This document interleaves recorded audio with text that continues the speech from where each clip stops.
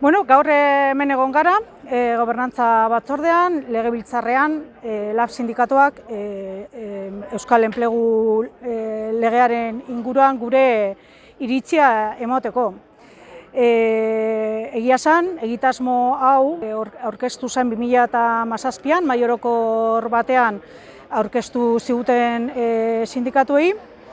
Garai hortan, LAB sindikatuak ekarpenak egin zituen lege honen inguruan, baina zoritxarrez guk egindako ekarpenen inguruan inoiz ez dugu inolako erantzunik jaso.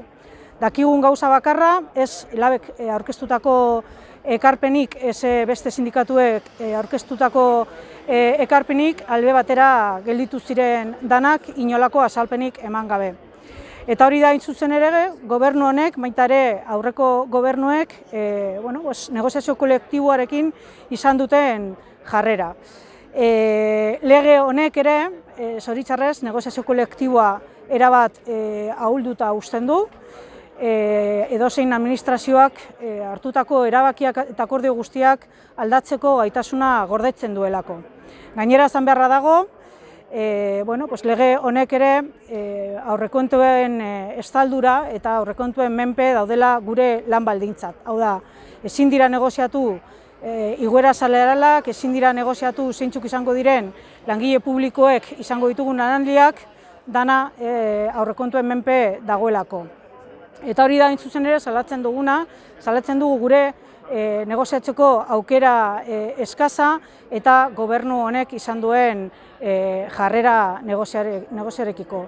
Eta azpimarratzekoa da, bihar mahai orokorra egonda, atzo enteratu ginen prentzatik, zein izango den langile publikoei aplikatuko zaien igoera salariala. Inorekin negoziatu gabe eta irizpide bakar batekin, eta da Madriletik datorren inposaketa hemen aplikatzea.